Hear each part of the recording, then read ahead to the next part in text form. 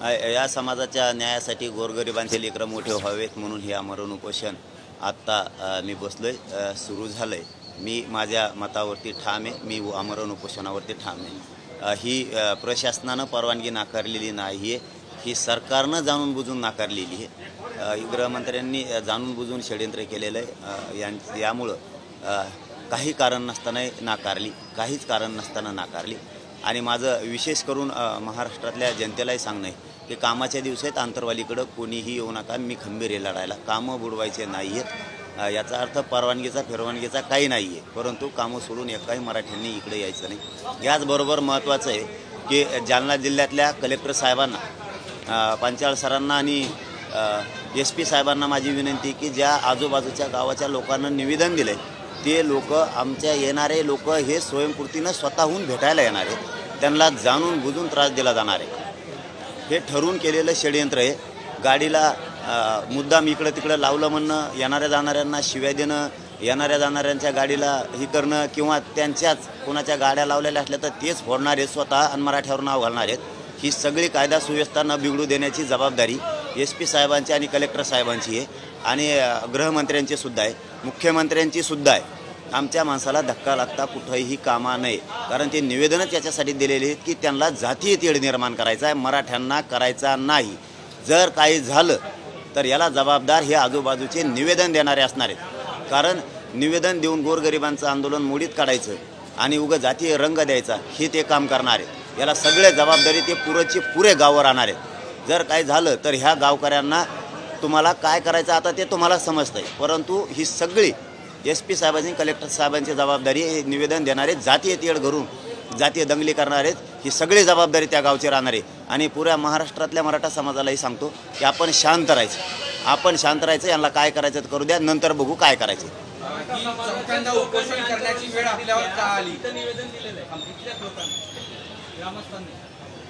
नाही, त्या विषयावर मला नाही बोलायचं। अनेक लय मोठे आहेत, ते नाही का दिसले तुम्हाला, ते बी लय मोठे आहेत आणखीन। हां, कारण ही पण विषय आहे की याच्यातले बरेचसे जण येऊन पण भेटलेत आम्हाला, बरेचसे जण, असं काय नाही। पण गाव एकीकडून आहे ना, मी तर चाललो होतो, जाऊ दे, मला त्या विषयावर बोलायचं नाही आहे। पण जातीय तेढ या शब्दात मला कुठंतरी द्वेष दिसायला लागला। ते झालं गेलं, निवडणुकीचा विषय होता, झालं गेलं, ते आम्ही त्यावेळेस सगळ्यांनी सोडून दिलं, त्याची सगळी शांतता आहे। हारजीत कोणाची ना कोणाची तरी होतच असती, परंतु हे जे निवेदनं जाणीवपूर्वक दिलेत, उद्या आम्ही देऊ ना मग, तुमचे असल्याच्यानंतर। आता तुमच्या काही यात्रा निघणार आहेत, मग त्या टायमाला बी आम्ही असेच निवेदन द्यायचे का? आता महाराष्ट्रात यात्रा तुम्ही काढणार आहेत तर मग ह्या रोडवर त्रास होणार आहे, आम्हाला रहदारीला त्रास होणार आहे, आमचे मुलं शाळेत जाणार आहेत, जातीय तेढ निर्माण या जाणार, कोणती तरी यात्रा निघणार आहे, आता त्या यात्रेमुळं होणार आहे, तुम्ही रद्द करणार आहे का? तुम्ही ती रद्द करणार आहे का? मग म्हणजे असं नसतं। मी सन्मान केलेला आहे आचारसंहितेचा, कायद्याचा, म्हणून मी 4चं पुढं ढकललं 8 जूनला। आता तुम्ही विनाकारण वेटीस धरायला लागल्यात गोरगरिबांना, आता नाकारायचं काही कारणच नाही। आता पुन्हा चौथ्यांदा उपोषण करण्याची वेळ का आली?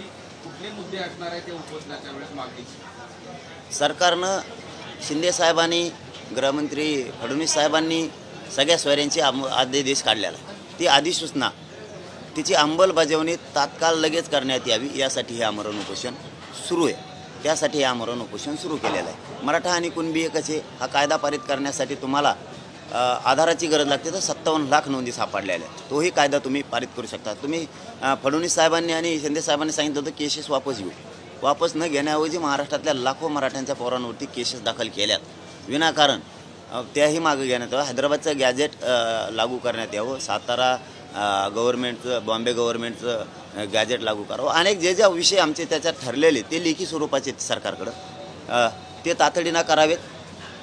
आमचं काय म्हणणं नाही, आम्हाला राजकारणात जायचं नाही, आम्हाला द्या, हेच मराठ्यांचे लोक तुम्हाला डोक्यावर घेऊन नसतील।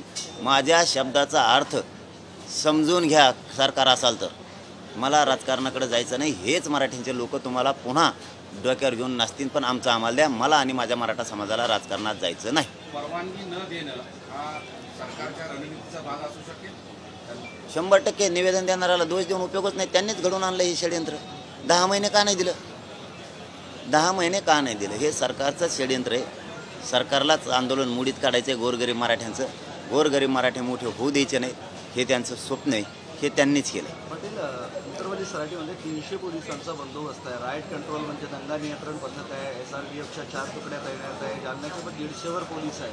खूप जास्त बंदोबस्त आहे. कसं बघतो? काय बंदोबस्त लावला असेल त्यांनी, कारण कधी बी शंका घ्यायची नसती किंवा प्रत्येक वेळेसच आरोप म्हणून करायचा नसतो, की त्यांच्या लक्षात आलं असेल आजूबाजूच्या गावच्या लोकांना निवेदनं दिले, जाणून बुजून. निवेदन देणारे बी कोण आहेत हेही महाराष्ट्राला माहीत झालं आहे आणि सगळ्यांनाच माहीत झालं निवेदन देणारे कोण आहेत.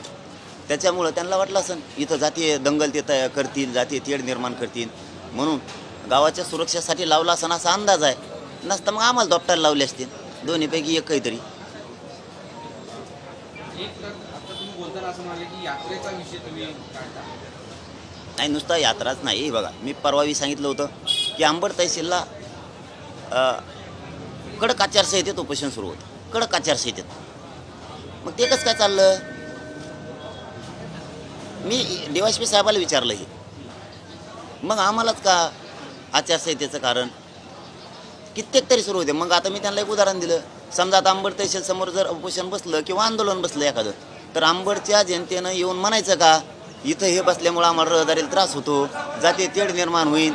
मग आम्ही हे लोक हे तहसील उचलून कुठं द्यायचे का दुसऱ्याकडे, दुसऱ्या जिल्ह्यात एखाद्या तिकडे हिंगोलीला नेऊन ठेवायची का?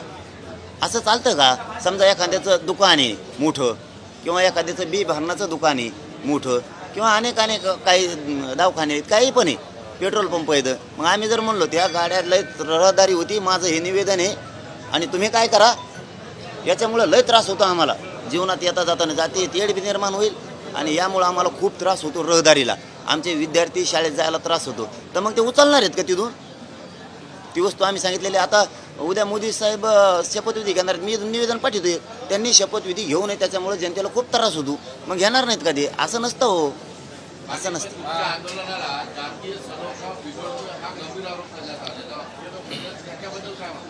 हा, मग आता निवेदन देणारे कोण आहेत? जाती तेढ. आम्ही अगोदर शांततेत इथं बसलो, आमच्यावर हल्ला झाला, आम्ही काही केलं का? नाही केलं. आम्ही इथं त्याच्यानंतर हल्ल्याच्या नंतर इथं शांततेत बसलो. इथं शांततेत बसल्याच्या नंतर महाराष्ट्रात सभा सुरू झाल्या. ती जातीयवाद नाही का? तेव्हा जातीयवाद नाही का? बरं हे जाऊ द्या, मी 20 वर्षापूर्वी नव्हतो, आता आहे. माधव पॅटर्न कसं काय आला? मराठा क्रांती मोर्चे निघाले त्यावेळेस प्रतिमोर्चे कसं काय काढले? याला काय म्हणायचं? आम्ही कुठं काय म्हणलो आधी? तुम्हीच जाती तेढ निर्माण करा. आता आम्ही इथं बसायलो, आता निवेदन तुम्ही दिले, आता त्याला जातीवादी म्हणतात का काय म्हणतात? त्याला काय म्हणतात? आम्ही कुठं जातीवाद केला? तुम्ही उपोषणाला बसलात, आम्ही म्हणलो बसू नका. तुम्ही आंदोलनाला बसलात, आम्ही म्हणलो बसू नका. तुमचा अधिकार आहे. तसा मला आज मी यासाठी बसलोय की मला घटनेनं अधिकार दिलेला आहे लोकशाही, शांततेत आंदोलन करण्याचं. याच्यापेक्षा शांततेचं आंदोलन दुसरं असू शकत नाही. त्या जोरावर बसलोय मी आता. यांनी नाकारलं, हे चालवतेत कायदा म्हणून यांनी काही करावं, गैरवापर करावा, ते मी ऐकून घेत नसतो. मी ऐकलं ना आधी 4 तारखेला ते मला आचारसंहिता आहे, आपण त्याचा सन्मान केला, आचारसंहितेचा कायद्याचा सन्मान केला, 8ला ठेवलं. आता काय प्रॉब्लेम आहे? तहसीलदार येऊन म्हणतात तुम्ही एक निवेदन द्या, काही अडचण नाही. आता काय अडचण नसणार आहे द्यायला, तुम्ही नाकारता, याचा अर्थ ठरवून नाही का केलं तुम्ही हे? तसं पाहिलं तर हे उपोषण स्थगित केलेलं आहे. स्थगितीला परवानगीची गरज नाही. आम्ही पुन्हा सुरू करतो स्थगित केलेलं, परंतु मी इमानदार आहे, त्यामुळे मी प्रत्येक वेळेस देत असतो. तसं दिलं आणि आता तुम्ही नाकारला म्हणणार. असं कसं? गोरगरिबाचा कायदा काय गोरगरिबाच्या मुंडक्यावर पाय द्यायसाठी नाही, त्यांना न्याय देण्यासाठी. सुरू झालंय का आता? हो, सुरू झालं. तुम्ही जे 6 महिने सलग आंदोलन केलं, त्या आंदोलनाचा परिणाम हा लोकसभा निवडणुकीमध्ये दिसून आला. प्रत्यक्ष जो काही असेल तो मतदाराने दाखल दिला. ती भीती आता विधानसभेच्या तोंडावर सरकारला वाटत नसेल का? नाही, मग आम्ही काय सांगतोय की आम्हाला राजकारणात जायचं नाही, मला नाही, माझ्या समाजाला नाही, एवढीच वेळ आहे. आम्ही सांगितलंय तुम्हाला जर एवढं कळालंय आता असं होतंय, तर आम्ही सांगतोय ना, उपोषणाला बसलो तर आम्ही रक्त जाळायला लागलो, तर आम्ही मग सत्तेकडेच प्रचार सुरू केला असता ना, उगं. आम्हाला त्या राजकारणात जायचंच नाही. आम्ही त्यांना सांगतानाच सांगतो की आम्हाला राजकारणात जायचं नाही, मला नाही, माझ्या समाजाला. आमचं ठरलेलं आरक्षणाचा विषय मार्गी काढा, हे म्हणणं आहे आमचं. आत्ता या उपोषणाच्या मागच्या उपोषणाच्या वेळेस तुम्ही सलग 21 दिवस 22 दिवस उपोषण केलेलं होतं. त्यावेळेसही पाणी किंवा औषध किंवा कुठलीही गोष्ट घ्यायला तयार नव्हतं. यावेळेस त्याचं स्वरूप कसं असेल या उपोषणाचं? सगळं बंद आहे, कडक उपोषण सुरू. करायचं ना समाजासाठी. जीव राखून का करायचं, हातचा राखून कशामुळं करायचं. जे काय करायचं ते मोकळ्या मनाने करायचं, स्पष्ट करायचं आणि धाडसानं करायचं. आम्ही काय चूक नाही करत. मी कायद्याचा सन्मान केला होता, आता त्यांनी कायद्याचा सन्मान केला नाही शासनानं आणि प्रशासनानं. त्याच्यामुळं माझी एकट्याची जबाबदारी नाही कायद्याचा सन्मान करणं. जे कायदा चालवतात त्यांनी गैरवापर करून चालवण्यासाठी त्यांना तिथं बसविलेलं नाही. 27 जानेवारी रोजी तुम्हाला पत्र दिलं होतं सगळे सोयरेच्या देशासंदर्भात. कायद्यात 1 महिनाभरामध्ये ते पूर्ण होईल, 20 दिवसानंतर ते पूर्ण होईल सांगितलं होतं, पण त्यानंतर ते होऊ शकलं नाही. पण त्यावर असं सांगितलं जातं की त्याच्या ज्या आक्षेप सुनावण्या जे काही आहेत त्यावर काम सुरू आहे आणि ते काम झाल्यानंतर याचं कायद्यात रूपांतर होईल अशी एक माहिती मिळते आहे. आता 5 महिने झाले ना, याच्यापेक्षा किती वेळ द्यायचा. 5 महिने साधा वेळ आहे का. 5 महिने म्हणजे थोडा वेळ नाही ना, याच्यापेक्षा किती द्यायचं. आणि बघायचं का नाही सरकारचं काम असतं. अधिसूचना त्याच्यावर हरकती आल्यात का बघायच्यात का नाही बघायचं, सरकारचं काम असतं. आता तुम्ही एक एक एक एक बसताना सापडीत ती कवरं जाईल. आमचे पोरं काय मारायचे का शिक्षणापासून आणि नोकरीपासून. तुमच्या 3ऱ्या उपोषणाच्या वेळेस मुख्यमंत्री एकनाथ शिंदे हे तुमच्याशी सपोर्टिव्ह होते. ते तुमच्या मागण्यांकडे विशेष सकारात्मक लक्ष द्यायचे, पण तुमचा सातत्यानं फडणवीस यांच्या विरोधात आक्षेप होता. त्यांच्या विरोधात तुमची उपोषणसुद्धा त्या काळात गाजलेलं होतं त्याच्या विरोधामुळं. आत्ता या क्षणाला शिंदे यांच्यावर तुमचा अजून विश्वास आहे, ते काहीतरी सकारात्मक या आंदोलनाकडे उपोषणाकडे पाहतील. मुख्यमंत्री आहेत ते, त्यांच्यावर विश्वास असणारच ना. शेवटी जनता आहे म्हणून आम्ही. आणि फडणवीस साहेबाचा तुम्ही विषय घेतला तर फडणवीस साहेब काय आमचे शत्रू नाही आहेत किंवा आम्ही त्यांना काही विरोधक मानलेला नाही आहे. ते बोलले तर आम्ही बोललेलो आहे. त्याच्यामुळं त्यांनीही दखल घेतली पाहिजे, त्यांनीही प्रश्न मार्गी काढला पाहिजे. ते काढतच नाहीत. ते लोक फोडणार, काड्या करणार, मग समाजाची नाराजी तर त्यांच्या अंगावर येणारच ना. पण त्यांनी इथून पुढं तरी शिंदे साहेबांनी आणि गृहमंत्री साहेबांनी तातडीनं आमचा विषय मार्गी काढावा, हेच मराठी त्यांना डोक्यावर घेऊन नसतील. पाटील, असंही बोललं जात आहे की तुम्ही बीजेपी विरोधी आहात, बीजेपीचे जे काही खासदार आहेत तुम्ही पाडण्याचा सुरुवात केलेली आहे, असंही महाराष्ट्रातून अनेक जण बोलत आहेत. बोलून द्या ना. त्याला काय, त्याला नाविलाज.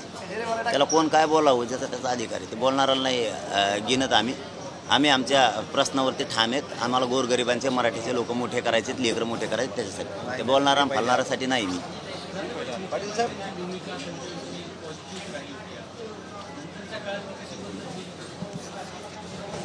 हे नाही माहीत, पण त्यावेळेस आपण बी सोडलं. चुकला कोणी, आपण बी सोडत. त्यामुळं ते कोणी असो, पण शेवटी ते मुख्यमंत्री आहेत. त्यामुळं महाराष्ट्रातल्या सगळ्याच जनतेचा त्यांच्यावरच विश्वास ठेवावा लागणार आहे. तसं आमचा पण आहे की ते मार्ग 100% शिंदे साहेब याच्यात मार्ग काढतील. आणि फडणवीस साहेबांसुद्धा आव्हान करतोय ना. ते काय प्रॉब्लेम होतोय बघा, तुम्हाला खरं सांगतो मी, की आम्ही आव्हान केलं की ते जाणून बुजून टाळल्यासारखं करते. आणि आम्ही नाही घेतलं ना की मग ती म्हणतात मला इचारित नाही. इचारित काय होतं, ज्यावेळेस समाज विचारतो त्यावेळेस तुम्हाला पुढं व्हायला काय होतं, त्यावेळेस ताठून बसाता समाजाने विचार. आता आपण काय म्हणतोय कालपासून की फडणवीस साहेबांनी आणि शिंदे साहेबांनी स्वतःहून पुढं होऊन हा विषय मार्गी काढावा. हा समाज तुम्हाला डोक्यावर घेऊन नाचत. आपण असं म्हणल्यावर नाही येणार. ते लोकांची नाराजी लय वाढल्यावर मग म्हणणार, तेव्हा सगळं हातातून गेलं असतं मग येऊन काय करता. आम्हाला राजकारण नाही करायचं म्हणतोय आम्ही. आमची भाषाच कळते का. मला नाही करायचं, माझ्या समाजाला पण नाही करायचं. तुम्ही आमचं ठरलेलं द्या. मराठ्याचा विरोध करण्याचं कारणच नाही. म्हणताय की उशिरा लक्ष दिल्यामुळे कोणीचा काय संबंध, प्रमुख आहेत ते, कोणतीचा काय संबंध, ते प्रमुख आहेत. पाटील, उशिरा लक्ष दिल्यामुळे त्यांचं नुकसान होतं असं तुम्ही बोलला. लोकसभेला त्यांनी तसं केलं, आता विधानसभेला तरी त्यांनी तसं करून लक्ष द्यावं आणि मागण्या मान्य करावं. नाही, मी राजकारणाबद्दल नाही बोललो ते शब्द. की बघा मग आता एवढे निकाल लागलेत, एवढं वातावरण गरम आहे, याच्यात तर कोणच उपोषणाला बसणार नाही राव. कोणी म्हणून स्वतः हातात घ्या मोकळे व्हा. काय मागं पडायचं त्यांच्या. मला नाही जायचं त्याच्यात म्हणून मी रक्त जाळायला लागलोय. मी सावध करायला लागलोय. पहिला आंदोलका संदेश आहे तसा की ते सावध करायला आहे की मला राजकारणात जायचं नाही, माझ्या समाजाला सुद्धा जायचं नाही. आमचं ध्येय मराठा आरक्षण, आमचं ठरलेलं आरक्षण आम्हाला द्या. हेच लोक तुम्हाला डोक्यावर घेऊन नसतील. याच्यापेक्षा काय सांगायला पाहिजे. नाही दिलं तर मग त्याला काय पर्याय कशी असेल नाही. मग 288 उमेदवार महाराष्ट्रात देणार सगळ्या जाती धर्माचे. मग मात्र मग नाही खोटा निघत. त्याला माझा नाविलाज आहे. मग मी म्हणतो गोरगरिबाला त्रास देऊ नका.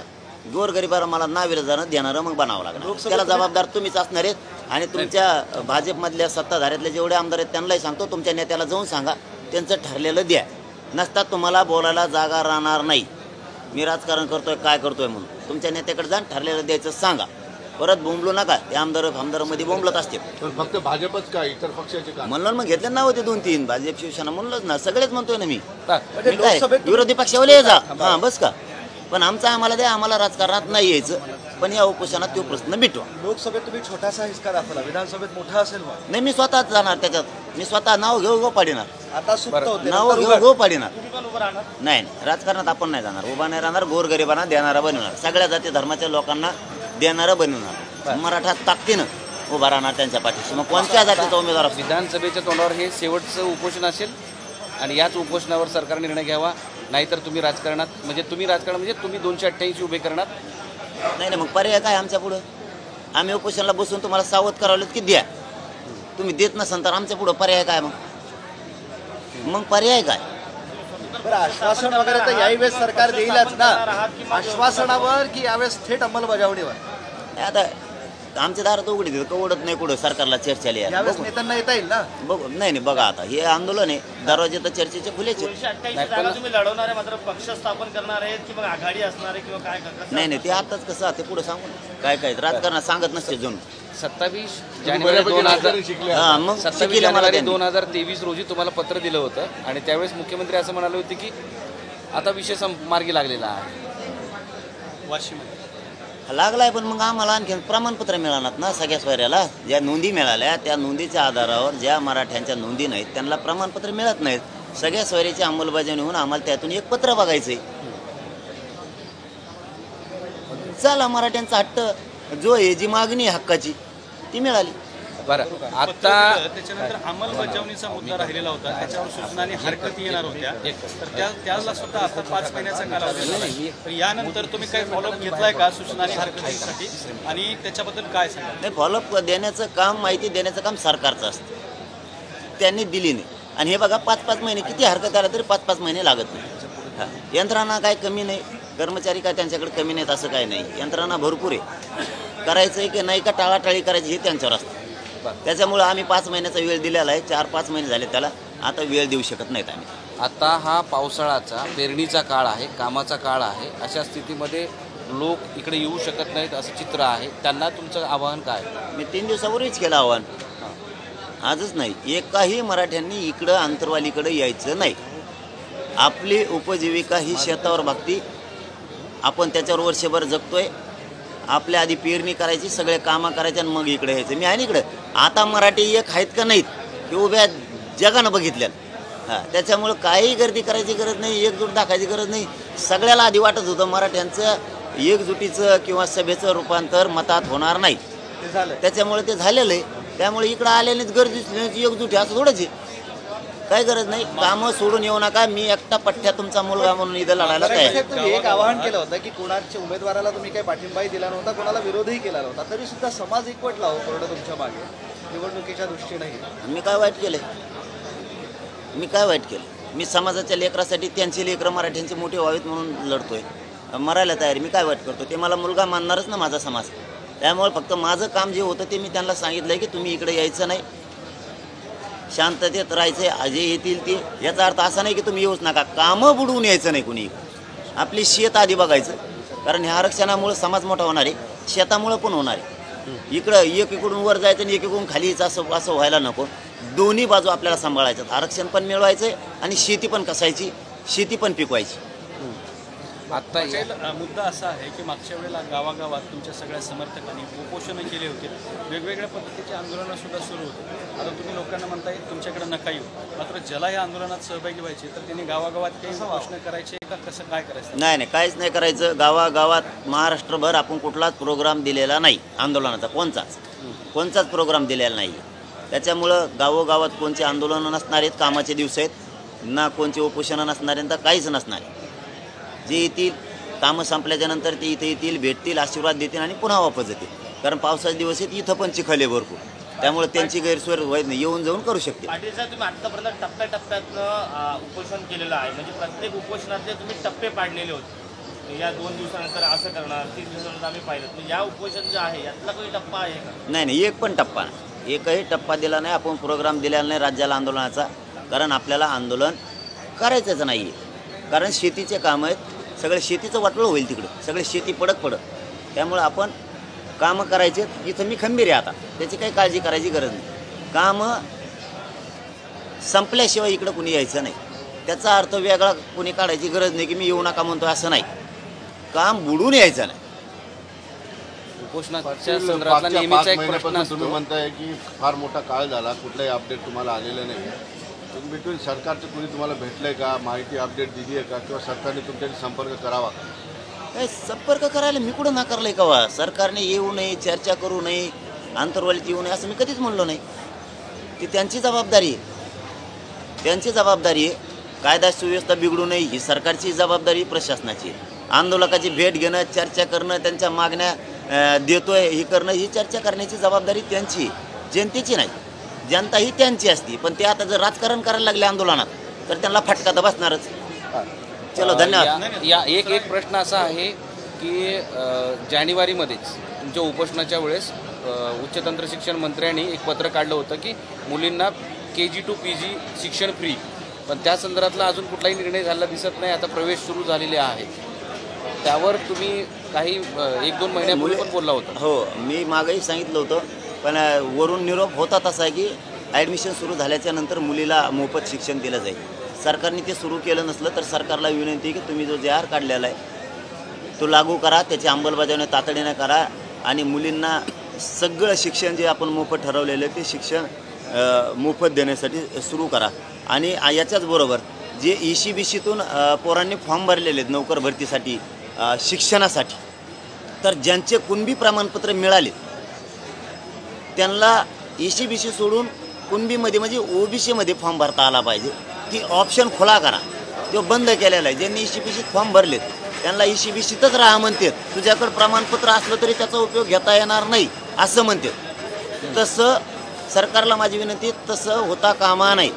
त्यांनी जर ECBCतून फॉर्म भरला असला किंवा EWSमधून भरला असला तरीही त्याच्याकडं जर प्रमाणपत्र असलं कुणबीचं, OBC, तर त्याला ते दोन्ही ऑप्शन सोडून कुणबीत येण्याचं, OBCत येण्याचं ऑप्शन खुलं करा. हे मी जाहीरपणानं सरकारला विनंती करून सांगतोय, कारण त्याशिवाय पर्याय नाही. आणि जे प्रमाणपत्र नोंदी निघाल्या, ज्यांचे प्रमाणपत्र मिळालेत त्यांना तातडीनं प्रमाणपत्र लवकर द्या, कारण ते थांबून धरले. सगळे प्रमाणपत्र बऱ्याच जागेवर थांबून धरले. आता मुलाला शिक्षणाला लागणार आहेत ते प्रमाणपत्र त्यांना वापस त्यांना दिले जात नाहीत तातडीनं.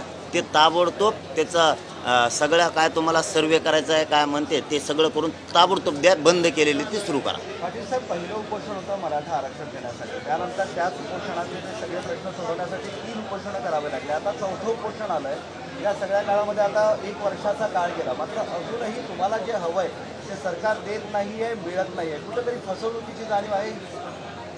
100%च पुढच्या वड्यात चाललंय. पण मी बी थांबणारातला नाही, कारण मी सरकारशी इमानदार नाही राहू शकत, समाजाशी इमानदार राहणार आहे. त्यामुळं मी हे लावून धरणार आहे, मिळेपर्यंत मी करत राहणार आहे. पण कोण फसवत आहे मग वारंवार आश्वासन देतो? नाही, आता ह्यावेळेस नावच घेऊ, नाही जुळलं तर काय करावं मग त्याला. ह्यावेळेस आता कशी समाजाची फसवणूक केली जाते, ह्यावेळेस नावच घेऊन सांगू, कारण आता आपल्याला नाविलाजानं त्यांनी राजकारणात ढकललं असं म्हणावं लागेल. एवढी गर्दी केली, मोठे मोर्चे निघाले, आपली मोठी सभा, म्हणजे अशी सभा कोणी पाहिली नाही, अशा पद्धतीची सभा झाली, तरी सुद्धा सरकार आश्वासनाव्यतिरिक्त गांभीर्यानं घ्यायला तयार दिसत नाही. सरकारला मग आता पुन्हा एकदा तशीच जनता बघायची असली आणि आश्वासनाचे फसवणूक करायची नसली तर काहीच नाही, नुसतं एक हाक दिवस तर दम. इकडं आणखी ना 20-20, 25-25 किलोमीटरवर उभा राहायला जागा राहणार नाही. बघायचं असली तर बघा म्हणा माझ्या एका हाकीवरती. आणखी नाही इकडं 20-25 किलोमीटरवर उभा राहायला जागा नसतात, नाही गा म्हणून तरच दम. लोकसभा निवडणुकीच्या निकालानंतर काही महाविकास आघाडीतले काही खासदार तुम्हाला भेटायला आलेले होते काल रात्री, परवा रात्री. नाव घेऊन बोलला, बंडू जाधव आले आणि म्हणाव त्यांना सांगितलं काय हां बोला. नाही, आता महाराष्ट्रातले हे बघा सगळ्याच पक्षाची तील ही जागाचा शिगीद कोणाला नाही म्हणता येत. ही अंतरवाली इथं आल्याच्या नंतर आम्ही शुभेच्छा देतो सगळ्याच पक्षाच्या. जे खासदार झाले त्यांना मराठ्यांचं मत पडलेलंच. जे ते इमानदार आहे, जे ते नाही आहे बागलं की बागलं असं असतंय काय कायचं. परंतु सगळ्याच पक्षाच्याला केलं मराठ्यांनी, असं काय कुठं भेदभाव केलेला नाही. पण ते आभार मानायला आले होते का ते? येऊन भेटतेत, आंतरवालीत येतात, भेटतेत. मग आता आल्याच्या नंतर का मी हाकून देऊ? पाटील विजय तुम्हाला अर्पित केलेल्या लोकांनी येत आहेत सध्या भेटायला, त्या सगळ्या खासदारांना तुमचं सांगणं काय, सूचना काय? नाही, आणखीन नाही केल्या, करीन ना नंतर. जे खासदार आले त्यांनी तुम्हाला विजय तुम्हाला अर्पण केला, त्याच्यात ते बोलणार आहेत, या सगळ्या गोष्टी होणार आहेत भविष्यात. बोलतीनच ना मराठीनं. मत काय सगळ्या पक्षातल्या खासदारांना उगाच केलंय का? मग सगळ्याच पक्षातल्या खासदाराला बोलावं लागणार. तुम्हाला अर्पण केलंय त्यांनी. आता ते ज्याचं त्याचं मोठेपणाचा भाग आहे, परंतु मी राजकारणात नाही. मी काही केलं नाही, मी कोणाला काय पाडा म्हणलं नाही भाऊ. मी घेताना उकरून माझ्याकडून. तुमच्या पुण्यात जी लोक बसली आहे, पुण्याची लोक बसली आहे, ते म्हणतात तुमची तब्येत खालावली आहे, वारंवार उपोषण करताय, तर उपोषणापेक्षा काहीतरी वेगळा मार्ग निवडा, शेवटी जरांगे आम्हाला महत्त्वाचे आहे असं त्या लोकांचं म्हणणं. नाही, ती माझ्या समाजाची भावना आहे, माझ्याविषयीची.